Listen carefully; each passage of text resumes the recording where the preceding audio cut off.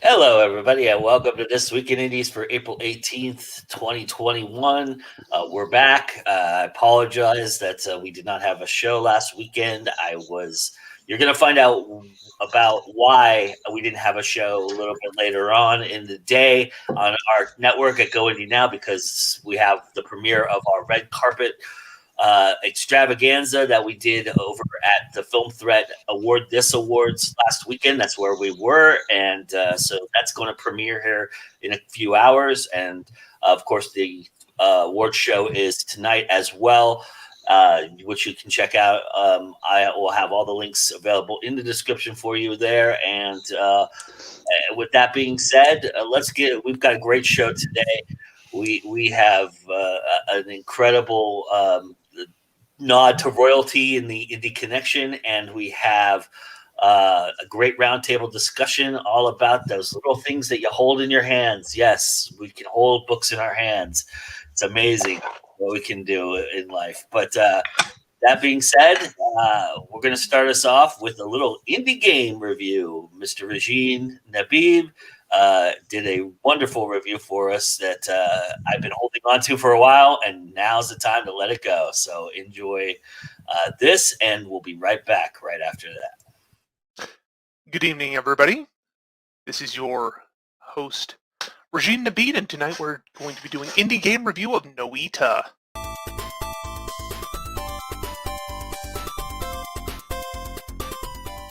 And it's a fabulous, fabulous, fabulous roguelike in which you play a magician of some flavor. You get some starting wands and some starting spells. Look, it lets you have a chainsaw, I guess. So what do we get to do?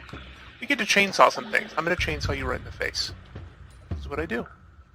As you chainsaw people, or kill them in any other way you like, you get pickups. So I just got some gold from that dude, and hey, dude, yeah, you got dynamite. I got a chainsaw. It's very dangerous. To you. So yeah, you get to chainsaw people. It's good times. You get to kill things. There's lots of blood. Oh, look! It's a moss man. Oh, aren't you so dangerous, moss man? Blah! I will chainsaw you in the face. Oh, look at the frog. Oh, crap. Oh, crap. Oh, crap. Okay, so frogs will mess you up. He is not caring about the chainsaw. Oh, Jesus. Ah, oh, my God, oh, jeez. Please kill the frog. Okay, so things in Noita are not as they seem, but every time you hit the end of a level, you get to buy new wands, or new skills, or power-ups. Actually, the power-ups are free, so, hey, let's pick up legs. What can you do with legs? I don't know. Climb up stuff as you black hole things to death, yes! It's actually pretty awesome. The cool thing about Noita is the entire game, every particle has its own pixels. Every pixel is fully rendered. You have there's nothing in the background, right? I mean, yeah, it looks like you're sitting here just watching stuff burn, and you are, but every particle of something that burns gets turned into smoke. You know, stuff falls down, and you can use this to your advantage. Oh, hey, the exit is covered by a whole leg of oil? Guess what? We'll just burn it. But that's boring. So, let's go kill some stuff. Oh, look. The underground jungle. Guess what, dudes? I powered up and I have a lightsaber. Ow, quit shooting me. Oh, and it's poison. Oh, that's fine. I've got a bigger gun. I'll shoot my bigger gun. Yeah, look at the laser gun and wasps. And this guy's got a gun and, man, you know what? I'm actually... this sucks. Poison sucks. I'm gonna take this to a place where I have advantage. I'm gonna keep shooting this dude. Shoot this more. Man, these guys are friggin' hard to kill. What's going on here? You know what? Lightsaber. I will lightsaber you in the face. Alright. The cool thing about lightsabers, you get to cut through stuff and like I'm just gonna attack this dude right through the. Why are there spiders coming out of that? What is going on? I thought the lightsaber was supposed to save me. Okay, so that dude's dead. Yeah, great. And there are spiders everywhere. And there's blood everywhere. And everything's blowing up. You know what? It might be time to find someplace else to travel before everything gets really dangerous. No, I'm winning. Oh crap. You know what? I'm done with this spider. Let's, Yeah, and so Noita's got a whole bunch of cool stuff. Oh look! It's a thing! I discovered Orb of True Knowledge. Neat. What does Orb of True Knowledge give me? Secrets of Fire and Brimstone, and I picked up a spell, and there's a tablet that says some stuff, and... Listen, guys, I'm trying to kill some stuff. Let me kill this. You know what? Let me murder these guys real quick. Okay, so Emerald Tablet, Volume 5. And the Lord spake, saying, First shalt thou take out thy holy pin, and then shalt thou count to 3, no more, no less. And 3 shall be the number thou shalt count, and the number of counting shall be 3. Yeah, it's an actual Monty Python reference, which is really cool, because it gives you the holy bomb. And it summons a bomb that, well, let's go find something to do. You know what? There is nobody around here for me to murder. You know what? I'm gonna find some people to murder. Alright, here goes the holy hand grenade. There, holy hand grenade. Okay. Please stop shooting me. Do not shoot me in the face. You are naughty, and you shall snuff it. So Noita is great because, you know what? Everything in the game is animated. You don't like where someone's going? You can just chainsaw through the wall and then shoot them in the face. You don't like what people are doing if they're standing in oil? Yeah, absolutely murder them. And then the game just gets, like, super weird and crazy. What the actual heck is happening here? I don't know. Am I dying? Who knows? We can always just sit around, and because the physics engine is so awesome, you get to watch the pretty pictures. Yeah. It's a lot of fun. There's a whole bunch of other stuff. Oh my god, there's a worm. I'm gonna die. Ah! Ha ha ha! And that, my friends, is Noita. I've played it probably 30 or 40 hours now, and have never beat it, because it is impossibly friggin' hard. I downloaded some mods, basically give yourself health containers, and that allowed me to see anything other than level 1, because the game is hard. But it is so much fun, so much customization. You get to build wands, you get to blow stuff up. There's so many unique enemies, and they are all friggin' hard, and they will just straight out murder you. So, everyone go check out Noita. It's a game produced entirely in Swedish and barely translated into English. Just remember, get yourself an indie game. You will not regret it. It is always time to go indie now.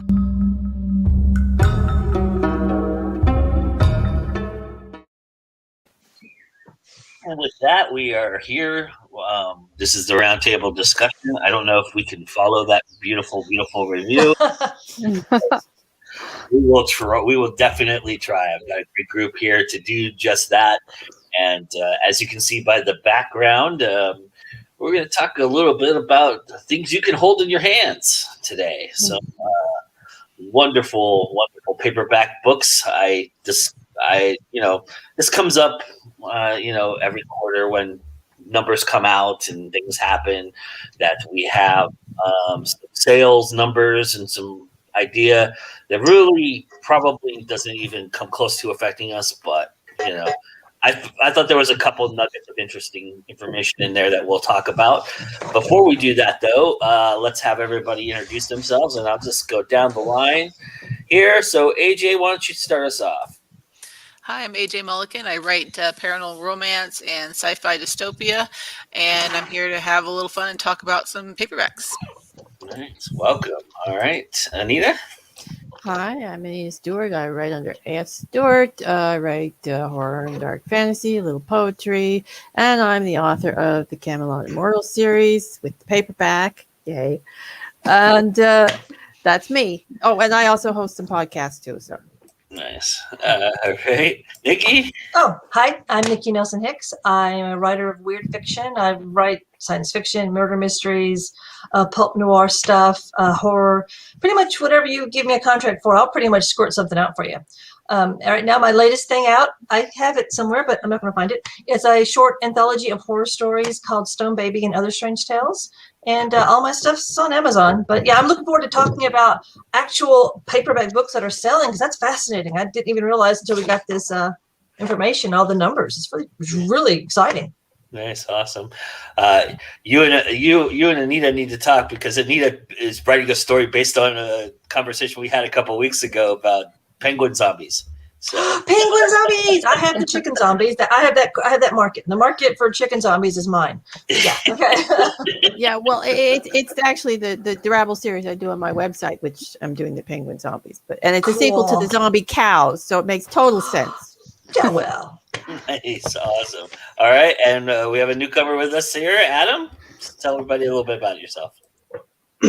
Hi there, my name's Adam Gaffen. I'm the author of the Cassidy Chronicles series. The 4th book just came out on Friday. So look at that, one genuine paperback. And I'm thrilled to be here. Looking forward to the talk.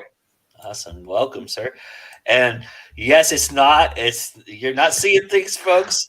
Not only is the awesome CL Cannon here, she's in her car, everybody. In my new car. So it's like the first time I've podcasted from the new car. Yeah. Car smell. Yeah. I love that new car smell. I am CL Cannon, or Courtney Cannon. I am an author and an editor and a publisher, and like anything with an ER at the end, I probably do it. I own Fiction Atlas Press, and I do a bunch of things here on Go Indie Now, and I also dabble in writing sometimes in between all the other stuff, and I write fantasy and sci-fi in the YA and adult genres. So. Nice. Well, it's so awesome to have you here. It's awesome to have all of you here. Just real quickly, Regine wanted to mention that the game that he reviewed just recently says he has new patches, and it makes it much more fun, faster, and more playable. So, it looks like so much fun for the sociopath in your life. It does. I mean, murder, slash in the face. I'm like, yeah, that's it looks like if Zelda was a crazed, a psychopath. with the holy hand grenade. Yeah, right. I love the holy hand grenade. That was fantastic. Yes. That's a nice little touch. I love that a bunch of Swedish guys threw in some Monty Python influences. That's pretty cool. Yeah. So all over the place this week, because there's got to be some kind of good news that goes out there. And this was talked about earlier in the year, and we've talked about it several times on the show before, but Publishers Weekly is really, really adamant about putting these numbers out because it shows some growth, it shows some opportunity, and everybody's jumping on board. So according to the book scan numbers, unit sales of paperback books rose in a remarkable 29.2% in the first quarter of this year, and the gain it kind of usurped the gain that was grabbing on to a slump that was earlier last year. Of course, this time last year was a whole different world that we were living in. And the aspects of this were, last time that we did these numbers, adult nonfiction had actually gone down, and it was the only one that had been suffering from a number surge, a number dive, and now it's risen 24.6. Which the thing about these numbers that you have to realize too, people, is that it's skewed. It's skewed towards what was the previous quarter.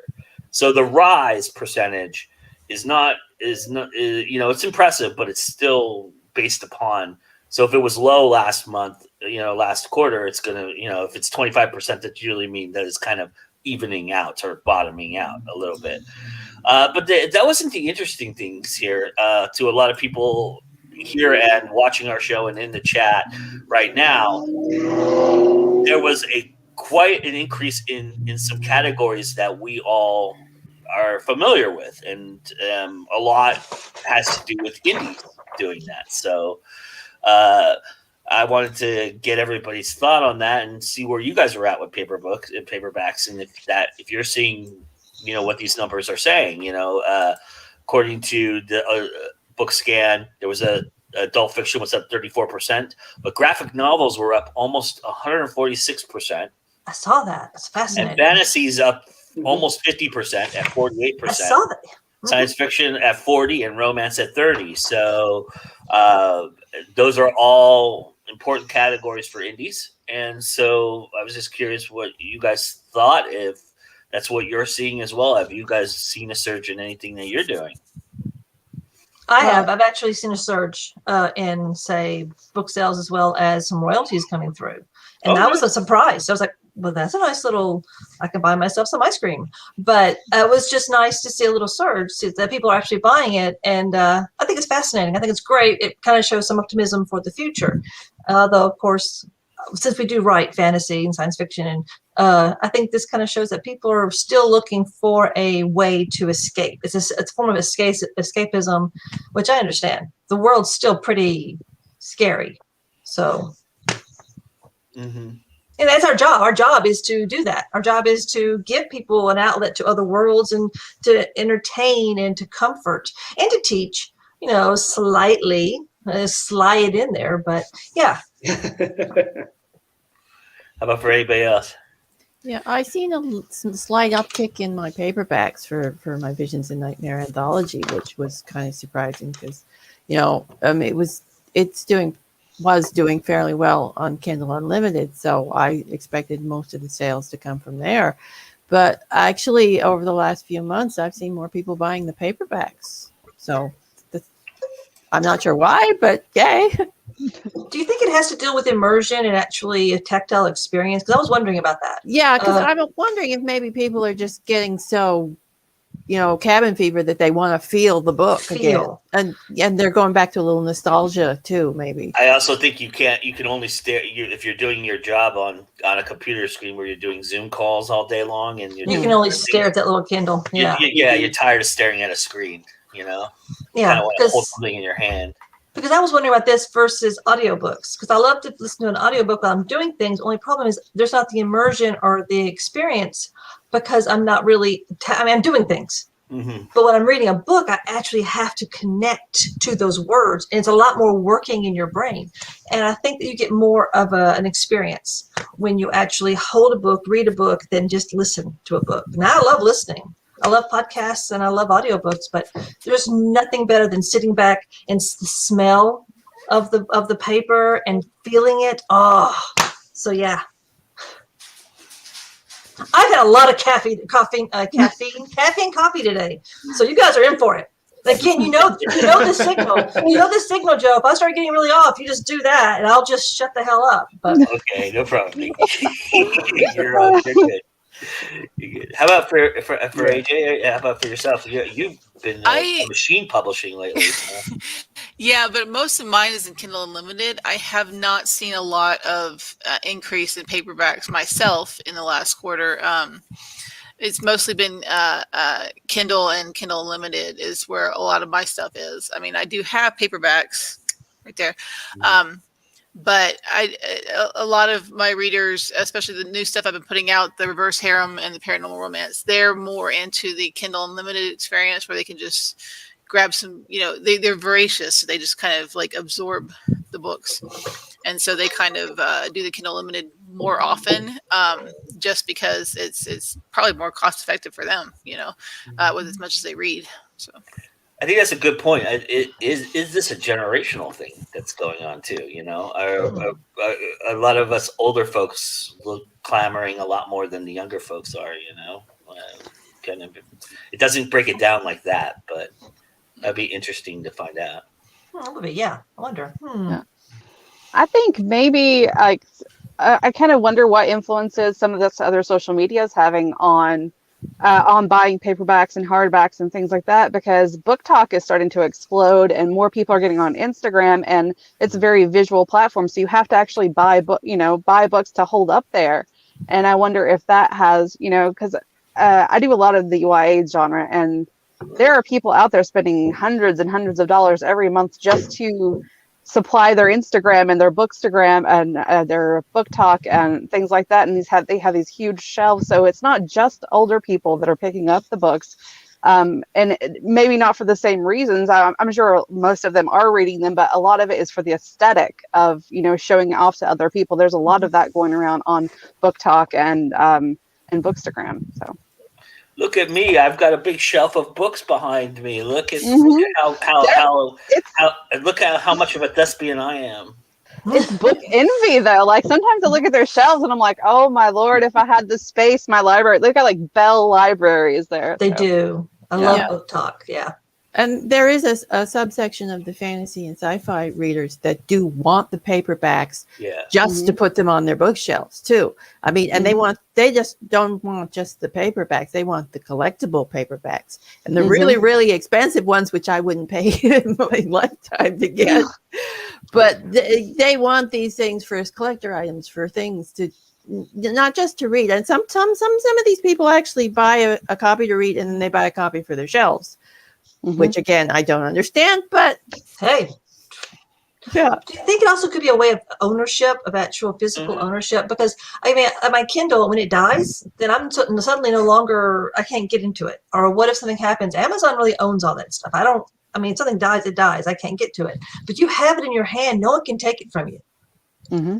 It's like a guy talked about in prison. The reason people get tattoos is like the guards can come in and take anything from your cell. They can't take your tattoos. And that's the ones you have an idea of ownership. This is mine. You can't take it from me. I would wonder if that's possibly some kind of psychological thing. This is something in my life you can't take from me. You can't make it disappear off of Amazon. You can't make it disappear off iPad or whatever. The great whatever they are, can't just make it disappear. Well, collecting is a big thing these days. I mean, vinyl's made a huge comeback. I don't understand that. Is there a difference truly in? Because again, I'm old. I remember listening to vinyl. Is there a difference between vinyl and everything else? Is it? Oh yeah. Is it? Oh yeah. Is it richer, deeper? Yeah. Yeah. I mean, it's a little more. It's a little more authentic. Okay. Yeah, I can see that. I remember the scritch. Yeah. How about for you, Adam? Have you seen a surge?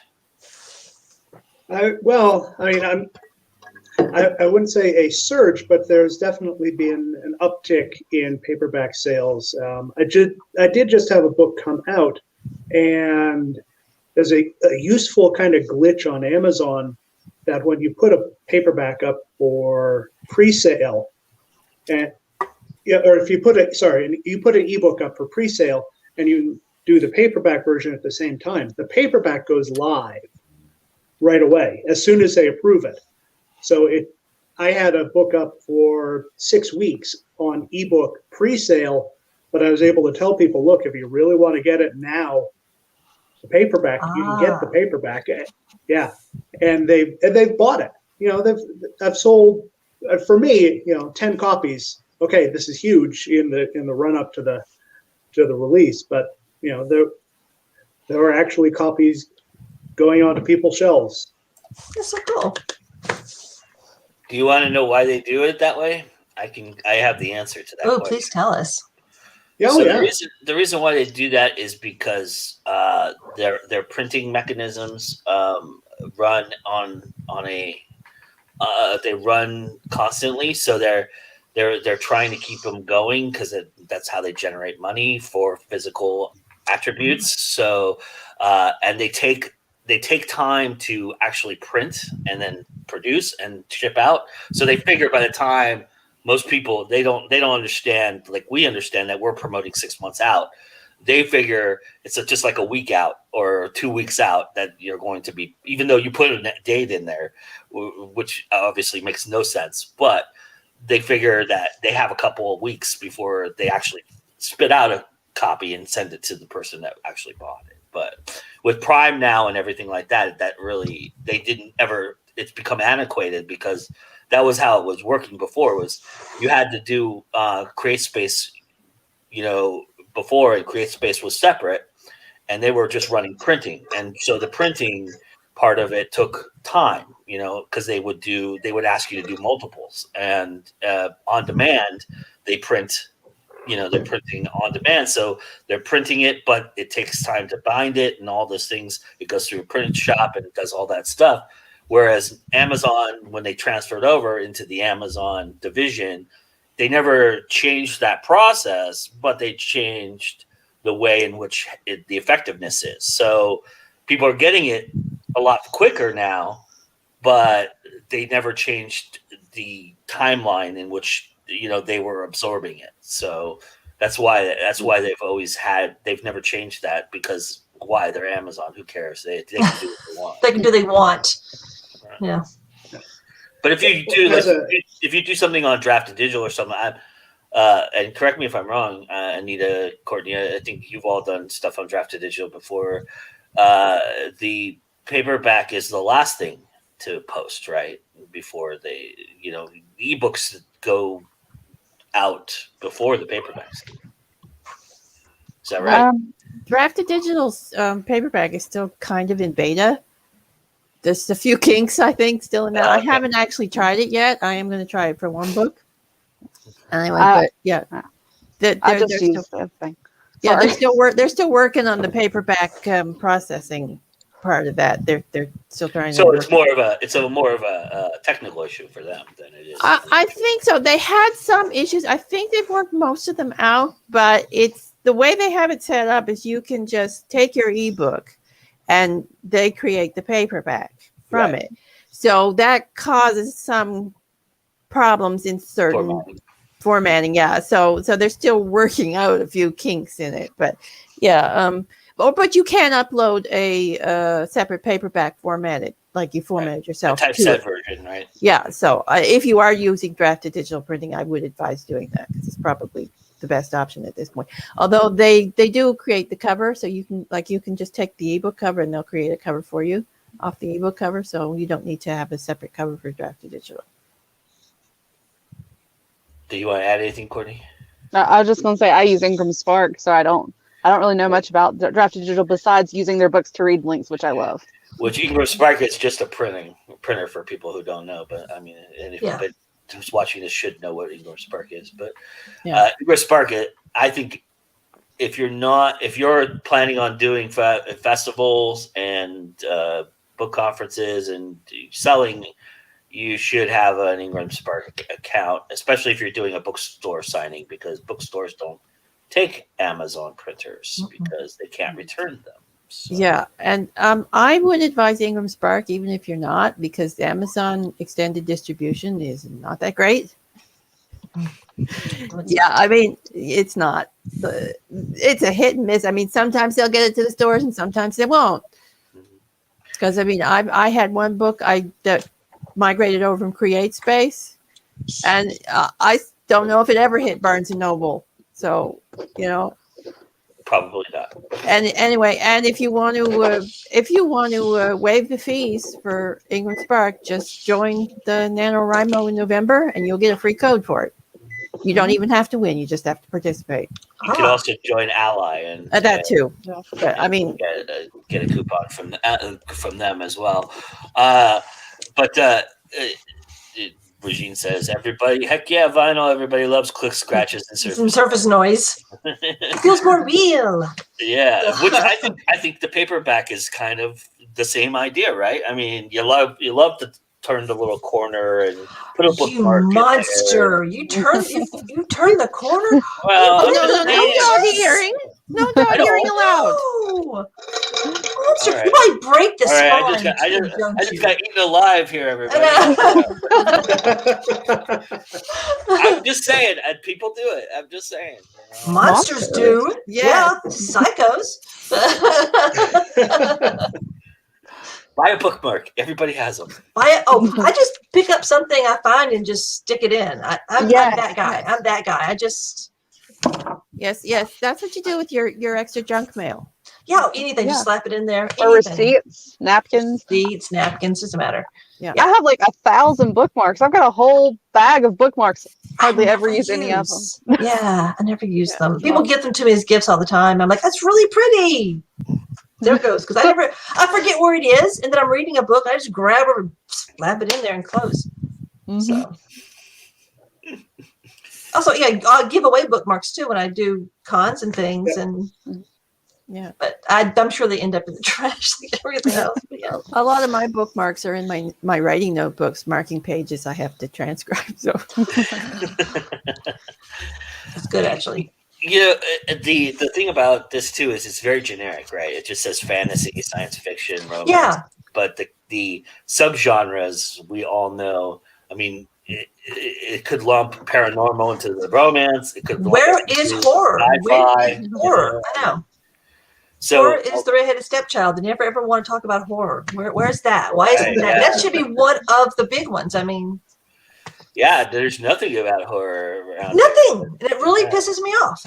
Again, redheaded stepchild. We're always like, you know. And no surprise, self-help is about 30 to 60, 30 to 45%. So yeah, I mean, if you really want to make some bucks, it's like creating your own cult is writing a self-help book.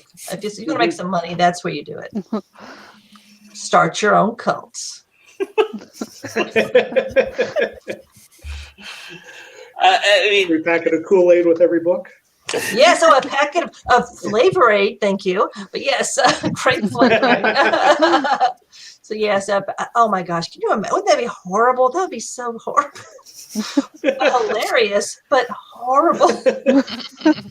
Gosh.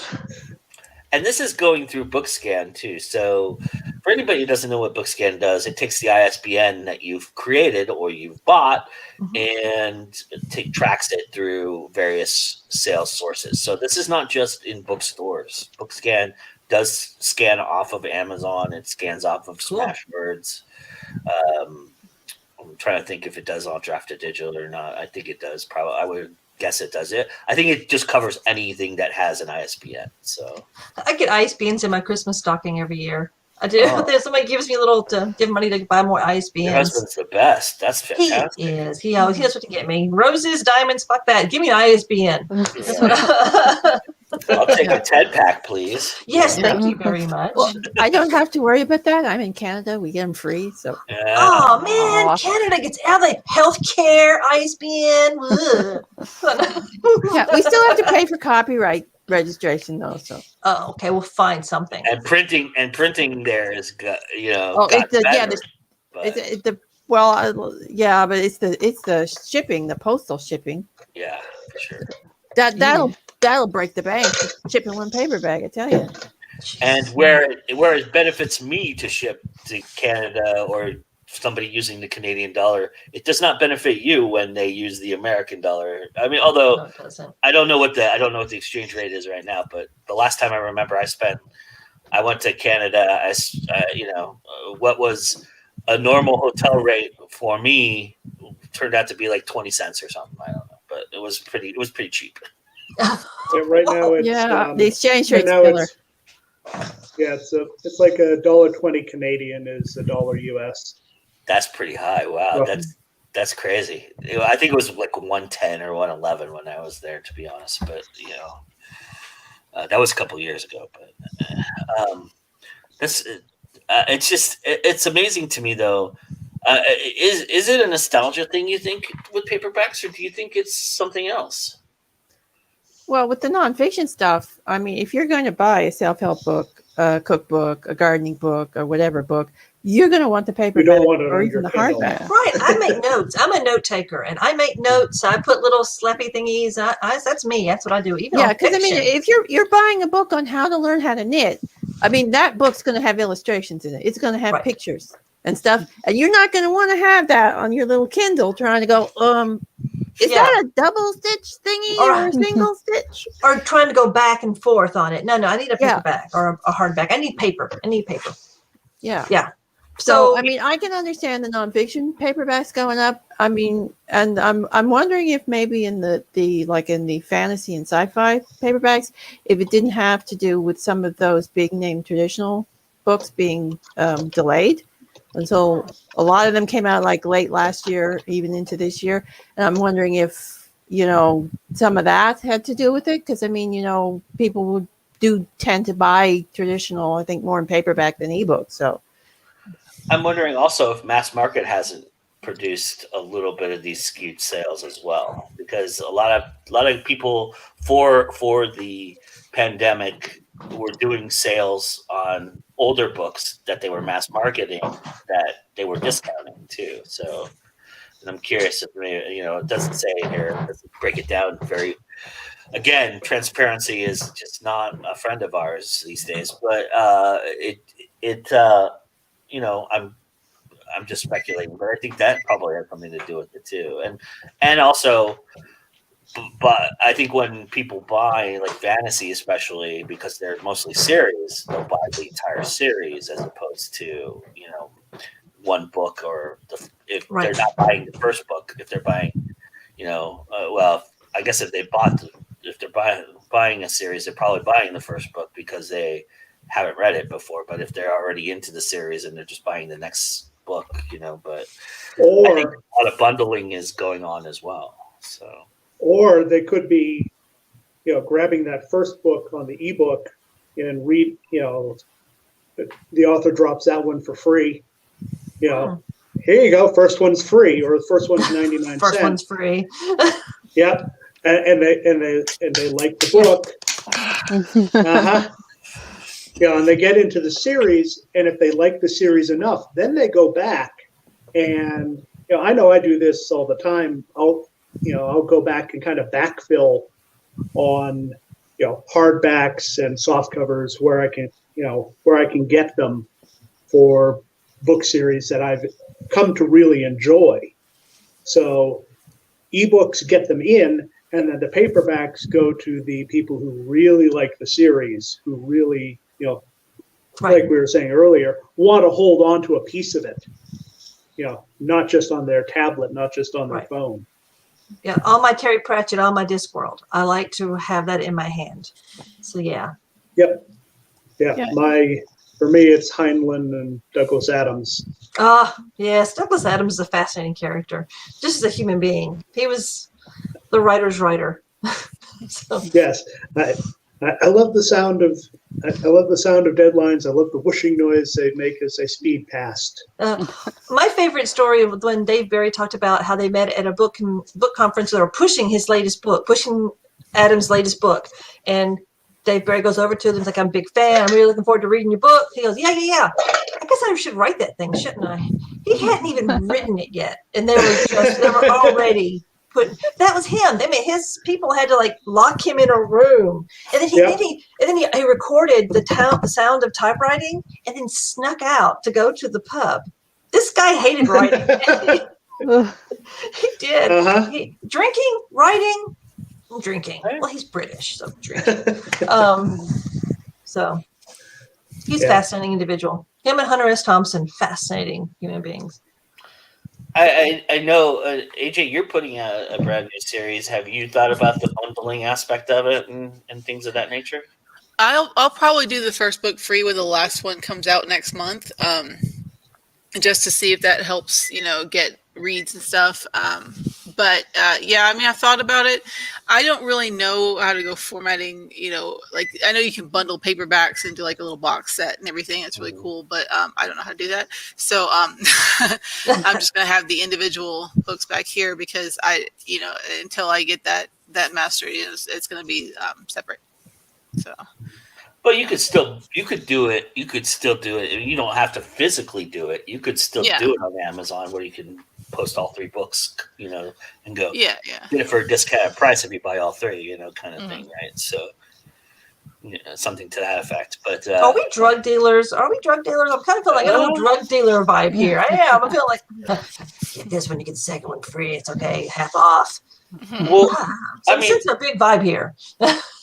Well, talking about like selling at conferences and cons and things like that. I mean, what is ultimately the 2 most thought after questions that you get from people who come up to your table? It's one is, "Oh, I have an idea for a book. How do I write it?" Constantly, And 2, the other question is, "Oh, this is a series. Where's the other books, right? And when's the other ones coming out?" And 9 times out of 10, that's somebody who's fishing to buy a bulk amount of books to absorb an entire series. You know, they don't, if they think that if you tell them, you know, the great trick in selling, right, is if you tell them you've got 2 more coming out, they're going to probably put those down and come, you know, hopefully come back. And some people don't like cliffhangers. They want to read all in one fell swoop. So some people, you know, they're like, oh, I hate cliffhangers. If the series is not complete, I'm not going to touch it. And that's a little frustrating as an author because, like, I've got to take the time to write the series. You know, I can't just, you know, I can't just dump like 3 or 5 books out at once and be like, okay, here you go. You know, you got to like. You got. I can't. Yeah, I did. I sold more Jake books when I bundled them up. They're both Volume 1 and Volume 2. Plus, I throw in a gun for free, a Barrington gun for free, and I sold a lot of those. And I did it in a bundle, a lot more than if I just find 1 or 2. Yeah. Yeah, that makes sense. Somebody wants attention. It's attention time. Yes, Yeah, it is. I feel like that's always the case, right? And it's it's the tale It's of live. the tale of the He walks around like that too, like Pepe Le Pew. His tail is just always Like that, yeah. going like that. So He's a happy cat. He is a happy dude. It wouldn't be a This Week in Indies episode if we didn't have some kind of animal walking across the street. Just one animal. Yep, at least one, or the tail. Anyway. So I mean, are you when you're writing these things, you're not thinking about those things, but I mean, when you're marketing, mass marketing is kind of the thing right now, right? I mean, it's binge watching, right? It's basically what that is. And yes. I am so spoiled. Watching a serialized television show pisses me off now. I want to be able to binge the whole thing. Like I was watching The Nevers last week. I was like, oh yeah, I gotta wait a whole week. Yeah, it was so good. What? This is stupid. What? I'm spoiled now. I'm spoiled. Well, I think a lot of that has to do with. I think streaming services are getting smarter too, because like Disney Plus puts out their stuff in a weekly format because yes, they are. Yeah, want people to talk about that episode that day, right? And they don't. If you're going to spoil something, at least you're only spoiling that episode, right? Because you're not spoiling the whole shot. Right. You're not giving I don't think streaming is going to be a way for. Yeah, I think streaming may eventually fade away back to serialization because, especially once the world go back to normal, no one's sitting at home all day long streaming. But I'm very spoiled. I will say though, if you put it out, you like when Cobra Kai came out, I sat and binged the whole. Oh yeah, I'll binge the whole thing. Day, you know. Everything is put on hold, and I'm watching all of this. Yeah, because I want to see what happens next, and that's a good story. I want to see what's happening next. And by the way, that's the last time I've been able to watch anything that I haven't been, asked to watch. But that's like so. For me, it's a luxury. So binging is kind of the only way I can do it in certain respects. So, which I think is a lot of people's cases too. I mean, obviously, a lot of people get into you get to that point where you get into the first one and then you got to watch the second one, and then all of a sudden you're into number 8 and you're going. Yeah, it's 3 a.m. and you haven't gone to bed. Yeah, right, and so you're like, oh, well. And books have that similar idea, right? I think also. I think that's probably why paperbacks are becoming more popular is because you want to put it down, but you can't put it down. And Kindle is like one of those things where you fall asleep, it just, can turn itself off, right? But if you are holding a paperback, you go like, I don't want to lose my place, so I'm going to keep reading. Or you don't bend the paper. Okay. You don't talk here. Tugs his hat. Although my mom always had a trick for that. She would always she would bend the spine so that whenever oh god look oh god you're from a family of monsters. And so it would lay perfectly whenever she dropped it though. It would lay perfectly and she'd never lose her place. So I'm just saying. Because its back was broken, Joe. You couldn't do anything else. Do you slap puppies when no one's around? All right, I'm just gonna go. You guys can talk about shit. Okay. Obviously, my family is the black sheep of the lurid paperback community. The Manson family? Yeah, okay. You're not that crazy. Come on. Look. Also, I think I don't know. Paperbacks.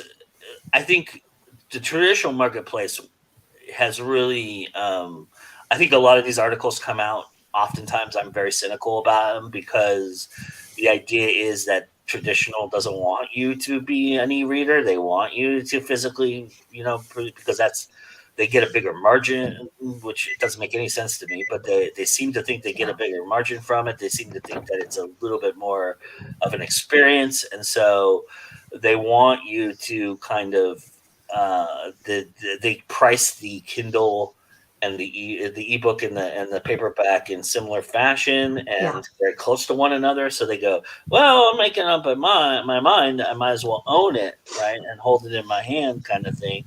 That's what the kind of the thought process. So I'm always cynical about these things because I think the traditional marketplace plays to that aspect of it as well. But also that has to do with them being able to print mass quantities and then sending them to cons and sending them to book conferences and things like which they haven't been able to do. So I've been noticing Kindle pricing. Actually, it's kind of ironic. I've been noticing Kindle pricing for indies is going up and it's going down for traditional, which is kind of interesting. Like I think the sweet spot for traditional right now is $7.99, $9.99 for Kindle, if I'm not mistaken, and we're getting where our sweet spot used to be $99 to $199, which drove me nuts. Because $2.99 to $4.99 should be really the sweet spot, but it's going back up to $4.99. I think. I think anybody who's seen a book come out in the last probably 18 months, if you're not trying to bundle it or produce something out there that's novella-like, if it's a full like fantasy novel, you're looking more at the $3.99, $4.99 range. I hope if you're. I hope so.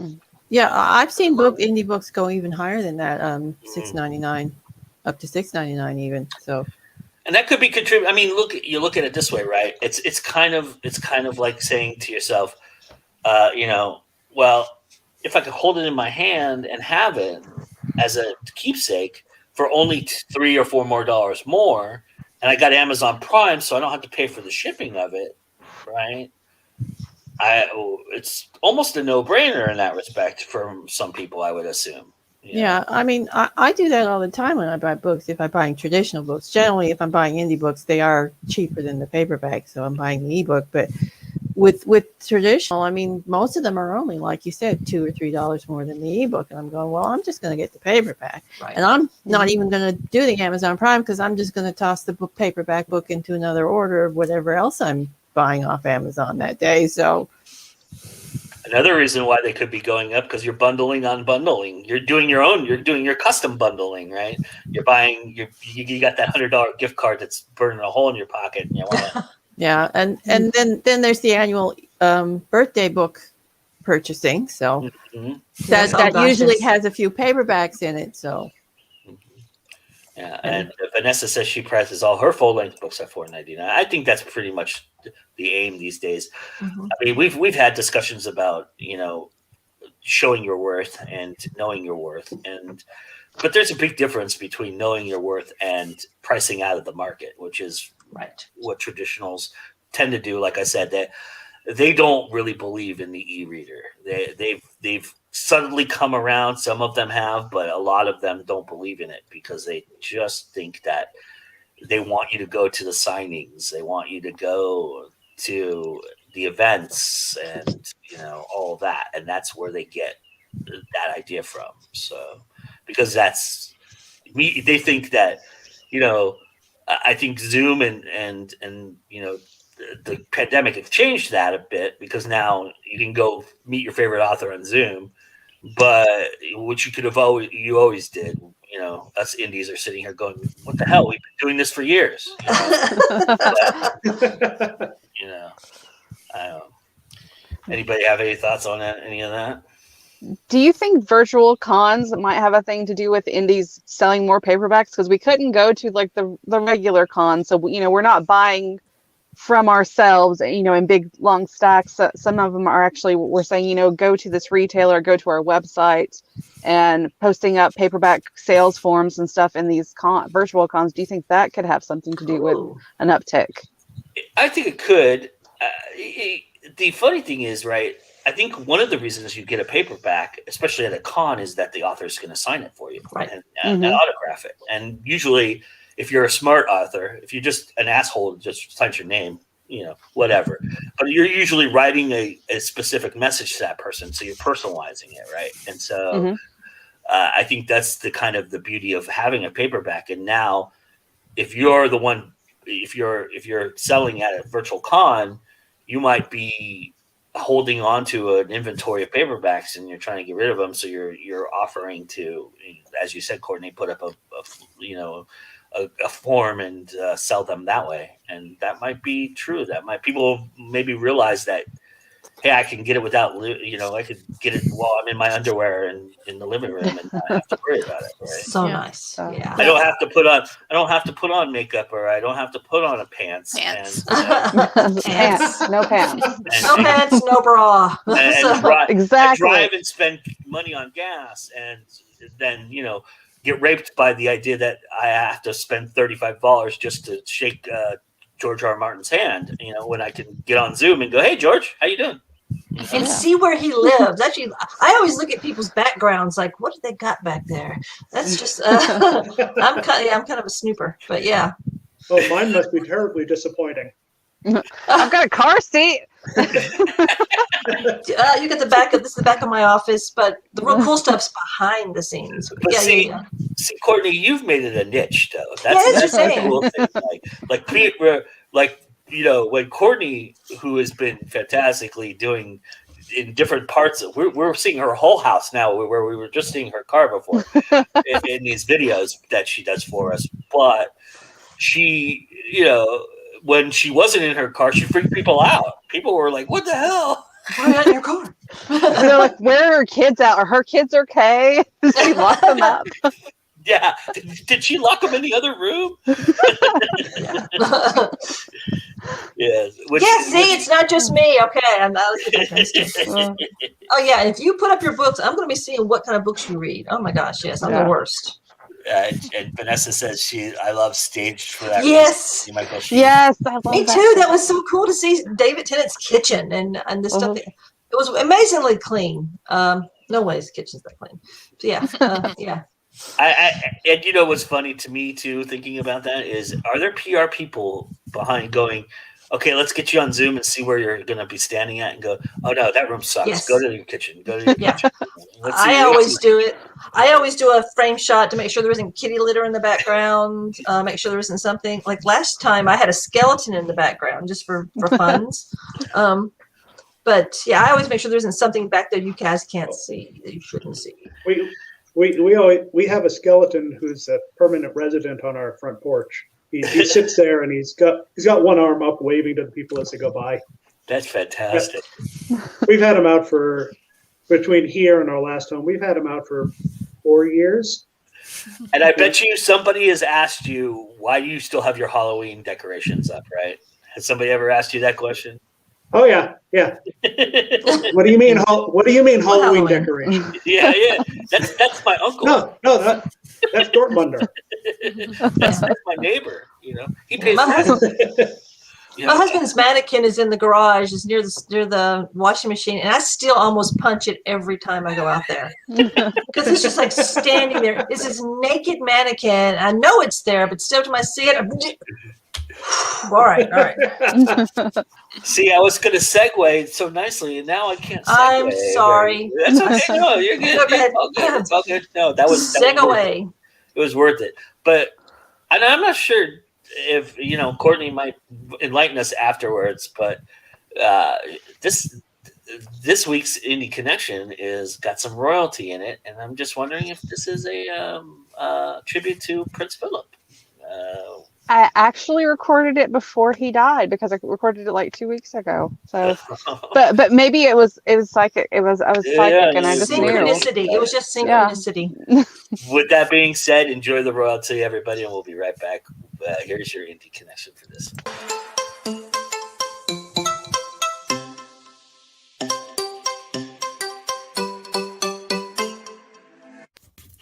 CO Cannon here from Fiction Atlas Press, bring you another Indie Connection. Today I'm going to be telling you about some indie books that you might enjoy if you're a fan of Mark Lawrence's Prince of Fools. The first book I have for you is called BLACKMARK by Jean-Lo Carlson. A nation's elite warriors vanished, a throne in jeopardy on the heels of murder, war flamed by a shadowy magical cabal, and the 5 friends who can stop it banished. Accused of treason, Kingsman Elo seeks the truth of a betrayal that caused his people to disappear a decade ago. Now he must give everything to shatter a hidden sect that usurps power from the throne. Nations burn and kings are brought to their knees in this dark and gritty sword and sorcery series from Amazon best-selling and award-winning author Jean-Lo Carlson. The second book I have for you is called Incursion by Mitchell Hogan. A corrupted power stirs from beyond the grave. The Necromancer Queen will rise again. 17 years have passed since the Necromancer Queen was overthrown and slain by a sacred order of knights. Raised in the sacred disciplines of the Knights Order, Ansgar prepares for the brutal initiation trials to become a consecrated knight sorcerer. But as troubling powers awaken within him, a schism grows between Ansgar and his hallowed order. As he draws the hungry gaze of the vanquished queen's fanatical followers and pieces together the mysteries of his early life, he finds himself with a crucial choice to make: remain loyal to the Order's righteous mission, or control the dark powers growing within him. Either way, his destiny is steeped in war. The only question is, which side will he be on? The third book I have for you is called Emberblade by Stephen Kellier. An ancient evil is rising. Only the embers can stand against it. For generations, the flame-wielding warriors have been the last line of defense against the nightmare creatures of the worlds apart. But their light is fading, and few remain to push back the darkness. When Cole Reyna, Ember of Last Lake, is wounded by a demon unlike any they have seen before, the Ember folk believe it is a sign of an ancient enemy returned, a powerful sage known as the Eastern Dark. While the valley is plunged into war beyond reckoning, the land's greatest champions rise up to meet the coming threat. But even the combined might of the last embers and their elemental kin may not be enough to stem the tide of darkness. Cole has never believed in destiny, but with his people hanging on the precipice and his home on the brink of ruin, he gathers the valley's boldest warriors and embarks on an epic quest. Along the way, Cole must discover the limits of the one power he fears above all else, his own. For when an ember's fire awakens, even the gods take notice. And the last book I have for you is called The Child of Chaos by Glen Dahlgren. Nothing can break the stranglehold the gods of order have on the world, except a roll of the dice. An irresistible longing drags young Galen to an ancient vault where, long ago, the gods of order locked chaos away. Chaos promises power to the one destined to liberate it, but Galen's dreams warn of dark consequences. He isn't the only one racing to the vault, however. Horus, the bully who lives to torment Galen, is determined to unleash chaos, and he might know how to do it. Galen's imagination always got him in trouble, but now it may be the only thing that can prevent Horus from unraveling the world. Okay, that's all for me this week. I'll see you next week on Indie Connection. Bye!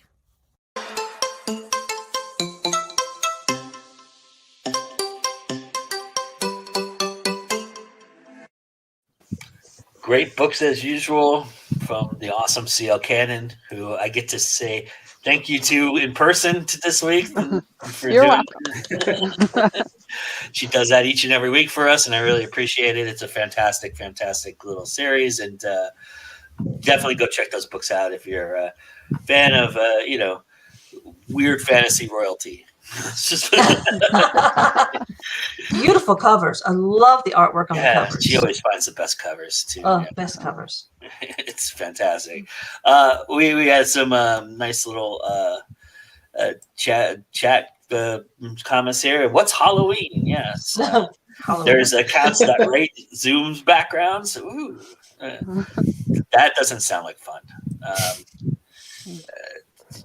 Vanessa says she has to go, but that she thanks everybody for the lovely show. But then she came back because I posted this. Hey, everybody watching right now, do me a favor and Smash that Smash like that button. button. And she said she came back to smash it. So thank you. But yes, that running joke will never get old. Well, maybe it's probably old now, but No, never gets old. Oh, but anyway, I just saw your message here, Adam, about the ARC thing, and you mentioned that already. But the thing you did mention that was kind of interesting is the idea of getting ARC reviews before the thing goes live, which is cool. That's a really great point. That's interesting. So Yeah, that could also because the be another paperback reason is why live. Amazon does it. Sorry. Yeah, because the paperback is live, they can post a review. They just have to click on paperback instead of ebook, and then it lets them put it up. Otherwise, you're waiting. If you have your ARCs out there and you're telling them, okay, wait until April 25th, and then you can post, and you've had them out there for 2 or 3 months. How many of those drop off the face of the earth? That Right. who are they were gung ho after they read it because they sat down and they read it in a night, and they're just like, oh yeah, I want to post my review, and now they're like, well, you got to wait 8 more weeks. No, you got to hit when the fire's hot. Yeah. Yeah, that's a great point. The other thing about it too, and I will say this, and I will mention this till I have no more breath in my body, but that stupid little number that ranks you is a stupid little number. It's so arbitrary. It means nothing in the scheme of things. It does nothing to do with anything other than the one thing it has going forward is the bestseller ribbon. And once you get that number means garbage from that point forward, because you get paid the same regardless of how regardless of what number you are. You don't get an extra $100 because you're ranked in the top 20. You might get an extra couple sales, but still that's just so stupid. But it really depends on the category and even the country, because I ranked number 1 in Canada, and I sold like 5 books. Yeah. In one category. Yeah, it was I forget, it was Arthurian or something, Arthurian or Dark Fantasy. I'm not sure which, I don't remember which one it was now. But I sold 5 books on Amazon Canada, and I ranked number 1 in that category. So that's how arbitrary it is. I was a number 1 bestseller in the U.S. Virgin Islands because 4 people bought my book. So that's how that goes, right? Because you get a population of thousands as opposed to millions, and all of a sudden, yes, of course, your percentage is going to give you a little bit of a leg up. Yeah. So you can use that. You were number 1 bestseller in. Yeah, great. But if you want to be a number 1 bestseller, just find yourself a really small niche category that you fit in, and you can do it. Hey, it worked for Chuck Tingle. I mean, come on. He's now a... It worked for Hugh Howey, too. Hugh Howey see? as well. Yeah. I don't know a single person who's ever read a Hugh Howey book, but apparently he's the most famous indie author there's ever been. But, I don't even know who that is. I got to look him up, Hugh Howey. I have him on my bookshelf, but I haven't read him yet. But yeah, look, there's many tricks and things. And what I was going to finish saying about the number thing is I think that would so the way the number works is it's an algorithm. So if you're producing reviews, those are purchases, and purchases count toward the algorithm. So when it goes live, that first algorithm is going to be pretty special for you at that point with that number. But again, really that number means nothing. The reviews actually help you a lot more than the number does, because that's an engagement. And engagements are important. Engagements is what triggers an algorithm. So if you can get reviews, that's what you want to do, as opposed to getting a ranking. And you also want consistent sales too, because that will help as well. Because if you have good reviews, if you have consistent sales, and that algorithm does notice you, Amazon will start actually promoting you, and you don't. Yes. What is that? As does YouTube. YouTube does the same thing. It uses the same algorithm. So, with that being said, for everybody, that's why I always say smash that like button, share, comment, because engagement really does help us. Because that's when YouTube notices us and puts us on their little hey, look, if you like this video, you might like this video. Recommendations, yes. But that's exactly how that works. And for Amazon, in that number and that review idea, it really doesn't matter what type of review you get either. See, that's the other thing about it is the star rating doesn't matter as much as people think it does either. It's an engagement, and the engagement counts no matter what. It's that old adage that there's no such thing as bad press, right? Yeah. So, but there is also no such thing as great indie authors like I have here. And so I'm so excited that they joined me and talked about this. Anybody want to add anything else before we take off about paperbacks or anything? I mean, if you guys have anything to talk about, let's go down the line and have everybody mention where they can find you. We'll go the opposite directions this time. So, Miss C.L. Cannon, start us off. Hi, you can find me at clcannon.net or at fiction-atlas.com. I am on all social medias as CL Cannon author or on Instagram at CL_Cannon. You just go to my website or on Facebook, and I cross promote everywhere, so you can find me just pretty much anywhere at CL Cannon author. And that's it. That's all for me. Thank you so much for being here. I really appreciate it. Yeah. All right, Adam, tell everybody where they can find you, sir, even though it's right there. Yes, right there, CassidyChronicles.com. That's the website. I'm also across a lot of social media as Adam Gaffen. You can also email me directly. I've got an email, adamgaffenauthor@gmail.com. I'd love to hear from you. Nice. Everybody do that. Go check out his books for everybody, too. Awesome. Thank you so much for being here, sir. It was nice to meet you. Nikki, tell everybody where they can find you. You can find me at my website, nhbooks.com. I'm also on Amazon under Nikki Nelson Hicks, Facebook, Twitter. I even have a little small TikTok, which, trust me, it's not that good. And I'm working on a podcast that's going to be out in about 3 months. It's called They Done Her Wrong. No, yes, They've Done Her Wrong. And the very first episode is going to be about Lavinia Fisher, and it's going to be great. It's going to be a lot of fun.